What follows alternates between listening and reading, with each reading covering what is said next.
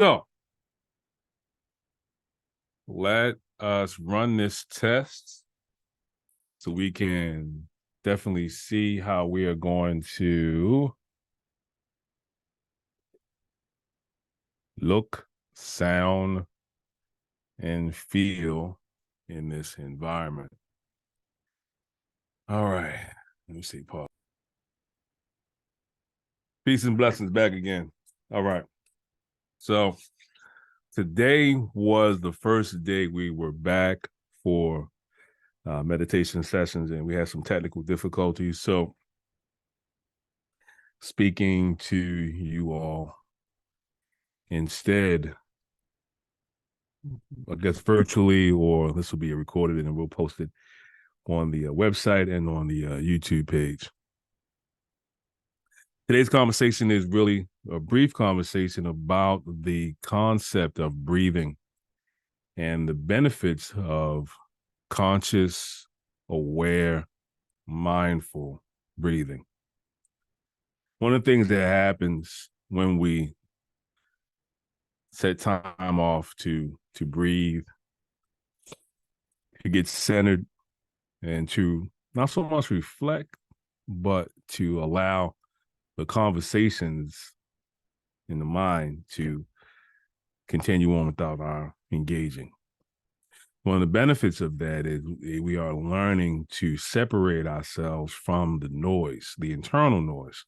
Separating yourself from the internal noise is a strategy. It's a coping mechanism, in fact, and it's a strategy that can lend itself to becoming more calm, less anxious, and dare I say, less depressed about our lives as we begin to think and ruminate about past circumstances, situations, losses, loves, and regrets. We tend to get stuck in a loop of, man, I wish, if only, man, what would have happened when, or could have happened if. We get caught in that loop, and then we find ourselves dealing with things that have no, let's say, core value in our current state. The only thing that they give us is feelings of inadequacy, feelings of regret, and feelings of sadness. And so what we want to do is to not so much ignore, but learn how to navigate those thoughts. And on the opposite end of the spectrum, we get into a place of thinking about the future. I mean, playing scenarios in our mind that say, well, if I do it this way, if I move this way, this will happen. Or if I do these things, this might happen in the future. And we get to begin to line up all these scenarios. And we do this in an effort to control the future. But unfortunately, the only thing we can control is our current behavior, our current thought process, and our actions today. So no amount of figuring, planning, thinking, visualizing will create the outcome, so to speak. The goal, at least I believe the goal, let's not use the word belief. I think the goal would be, if we want to benefit ourselves today, is to deal directly with the things and the actions and the activities. Well, put it this way, to directly influence the thinking that in turn influences the behavior, which are the actions that we can take today to impact our future. Now, we release, in its best practices, we learn to release the outcome. Like, this will happen when we do A, B, C, and D. We know this. We don't have to believe in it. We don't have to plan for it. We understand once we figure out, okay, these 4 steps, 5 steps, 6 steps, when I take these actions, the most probable outcome will be C, or whatever the letter is. So we A, B, and here comes C, right? Once we have that in our mind, then our goal now is A, B, action and getting busy. Once we get to A, B, that is our focus. And so we've released C, we released the outcome or the consequence. And then we just continue on with our behaviors, with our action. And so these are the things that give us actual control and actual power, because those are the things that we have direct influence over. So going back to the breathing, what are we talking about? We're talking about getting to a place where we are centering and calming and allowing those thoughts that say, this is not going to work. What if I do this differently? How about that? We've already figured out what the actions are. Now we're putting in the behavior. We're getting busy, and then let's see what happens. We know what'll happen, but let's put it to work. And each moment that we find ourselves getting caught in yesterday, because we took actions yesterday, and maybe, quite possibly, we did everything. We just were straight act. We didn't get caught up in the rumination. We didn't get caught up in the worrying, and we really got busy. We really were active on direct influence, right? Direct influence. And things didn't work out like we planned. So now we are at day 2. Now we are the next day, or now we are in the present, right? That's the past. We're not going to spend a lot of time thinking about that. We're going to glean lessons. We're going to learn how we can move better today. Actually, we're going to do that at the end of the day. Every day, we're going to look at our day and see what happened. How did it work out? Did I take all the actions that I needed to take? What was my approach? Did my approach work? How can I tweak it? Right? We're going to do all that day. This new day, we're going to set our intention in that morning, and we're going to move forward, and we're going to take action again. But again, the point is, by breathing, having a moment, having the time to breathe, center ourselves. And you can call it meditation, you can call it mindfulness, you can call it whatever you like. But having that time for yourself that you give yourself is the key. And this will help you to maintain your centeredness. I'm going to pause this for a moment. All right, and we're back. Had to take a little break. So back to the centering. So now, and this centering process, and forgive me if I repeat myself, this centering process allows us to begin to come back and focus on right now.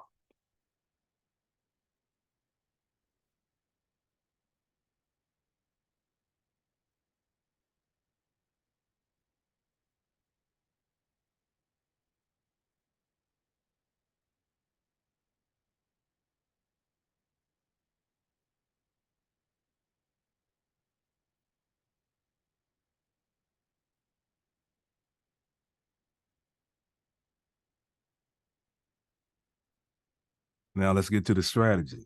Let's get to the actual process. And the process is simple. 4-8 breath.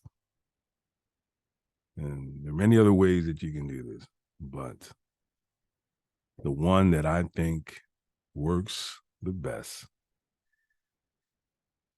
is a 4-8 breath, right?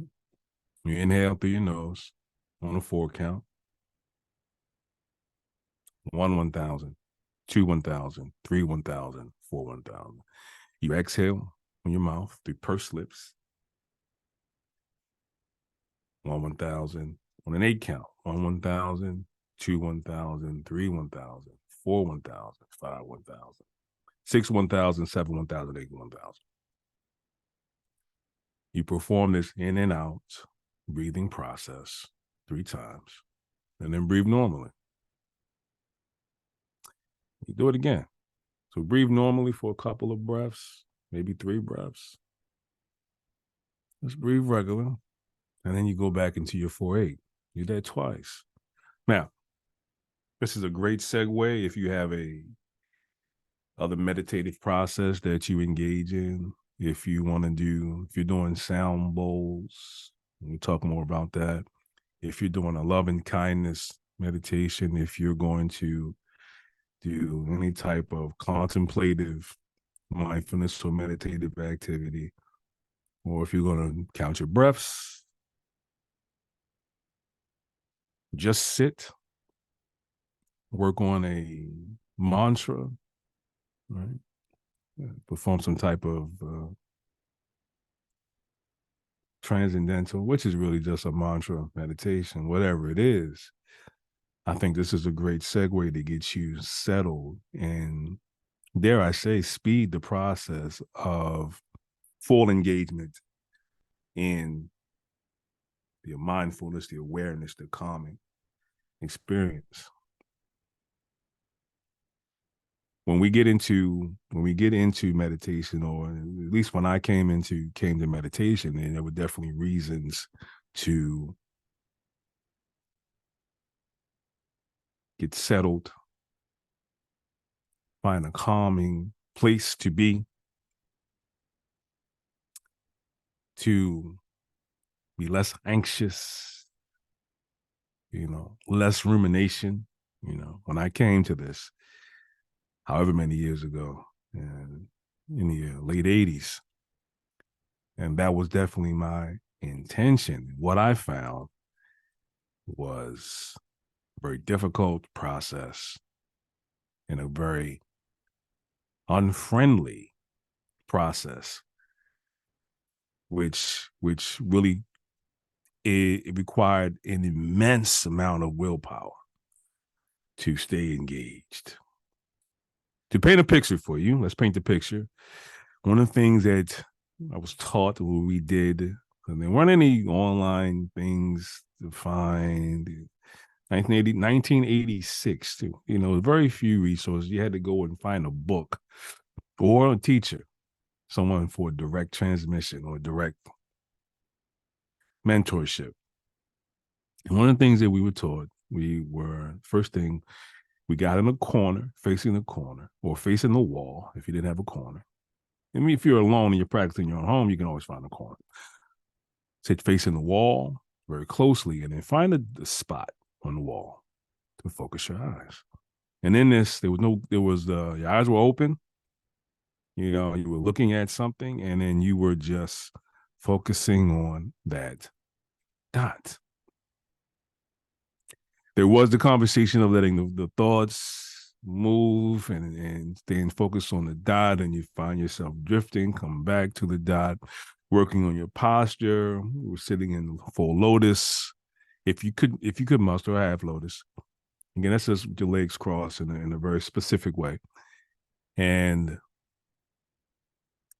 it was rigorous. It was very difficult. I mean, it took years of research, and it took years of different teachers to stumble upon these other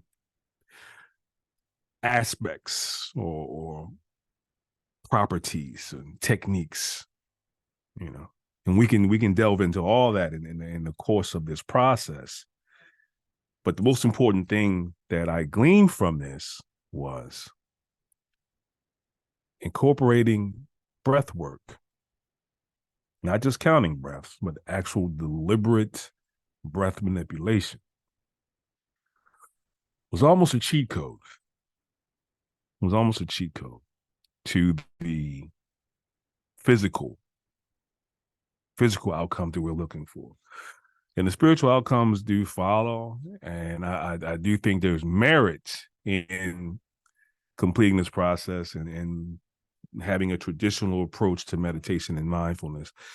But that might not be for everyone. Some people, like those who engage in asanas, an aspect of yoga, and really, and just moving body parts, man. And some programs do. Man, I can't speak to all programs, but there's very little conscious, deliberate attention to the pranayama and the meditation. And it really is just about the movements. Yes, you breathe in your movements, and I'm not a yoga practitioner or person at all, okay? But it just comes from the research. My practice and my actual experience is with meditation. Anyway, so getting to that spot, getting to that place where we are able to, going back now, getting to that spot, getting to that place where we're actually able to remove ourselves or separate ourselves from the rumination, separating ourselves from the worry, and being able to come back to right now. I suggest that you have a minimum of 10 minutes of meditation per day, a minimum of 10 minutes. That's my suggestion. But if and do what you feel comfortable with, and find a strategy that works for you. And we can talk more, reach out to us. We can talk about what you're looking for and come up with an approach that's for you. There is definitely an opportunity for personal coaching and mentorship with us. But again, 10 minutes a day, at least. And one of the things that I like to do is to get more in for the day, similar to other practices. Have a schedule. Set a time up where you are, and say you're doing 10 minutes here, a couple hours later, you do 10 minutes there. Long story short, set up reminders of the course of the day, 3 times a day. So 3 times a day, 10 minutes, meditative process or breathwork process. And you end up that you have 30 minutes of the day where you are centering, where you are coming back to yourself, where you are really allowing your spirit to be present in the now, because the now is all there is. This is the moment. This is the time frame. This is the space that we exist in all the time. There's never a yesterday. There's never a tomorrow. It is always today. Right? So that being said, the goal is to really stay keeping our energy in this moment, and then using this moment to spring us forward or take us to the places that we really want to be spiritually and emotionally. So again, going back to the breathing, 4, 8. Inhale through the nose on an 8 count. Exhale through the mouth, like so. Sorry, inhale through the nose on a 4 count. Exhale on an 8 count through the mouth. There you go. 3 cycles of that. 3 in and out breaths. Breathe normally for 3 breaths. 4, 8 again. You can either get back to your day or roll right into a mindfulness or meditative process. And we can go to walking meditation, walking mindfulness, eating mindfulness, driving mindfulness, right? Any act, washing dishes mindfully, anything that we engage in, cleaning the home mindfully, anything we engage in, we can be mindful, but I caution you to build your process first. Create the process of mindfulness first before we delve into these other realms of being mindful, because by doing that, we have a basis. We have a process that we have, or technique or habit that we are creating. And then it lends itself to the carryover into other parts of our life. So the in and out. And one thing I want to mention as well, it is okay if we have guided meditations, if there are apps that we're using, if we are, going places to engage in these group breathing or meditation processes. These things are good. These things are good. You must have a personal practice. You must have a practice of you on your own, with you, practicing your mindfulness or meditation. We run the risk of, again, seeking something outside of ourselves to do something for us, to save us from ourselves. So, like I said, it's okay. I said it. It's okay. I mean, we do that. I occasionally go places and retreats for reinforcement of my meditative processes and practices. And this thing started off for me as from a Buddhist perspective. That's where it started for me, and then that was where the information was coming from at the time. And so there are a lot of different places we can get lost in the religiosity of meditation, and I don't want us to let that scare us. Okay, let that worry us or concern us as if this is something that will go against our religious process or practices. That is just another aspect of it. So whatever your religion, whatever your belief system, this is something that you can incorporate and can strengthen your faith and your spiritual process. How much better will prayer be, or your ritual be, or can it be when you begin being centered, which is in fact what the process of the ritual is all about, to bring us back to the moment of now, engaging in our worship and centering our mind and centering our spirit around that which we worship. Now, back to this. Now, we're not worshiping anything here. We are really allowing ourselves to be. One thing that this is not, let's say this clearly, and this is not an opportunity for you to think about your day.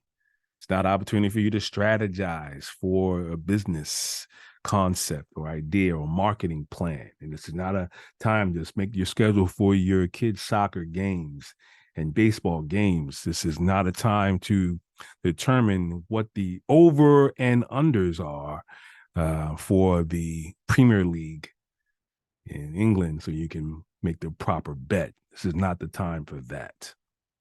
This is literally the time to be one with the moment, be in a space and be in presence of right now, be in the space of now with yourself, with your breath, and allowing all things that are not you and your breath to just exist. Acknowledge them, these thoughts, these things. Acknowledge them and allow them to run their course.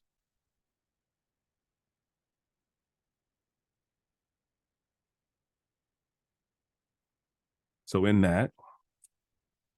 this brief conversation, sorry about that, brief conversation, I want to leave you with that. 4-8 breath. 4-8 breath. Give it a shot. Do it every day. And then if you're interested in a mindfulness process, my suggestion is 10 minutes a day, at least. We'll be back next Monday for another installment of 777. Peace and blessings, Brother Mosby.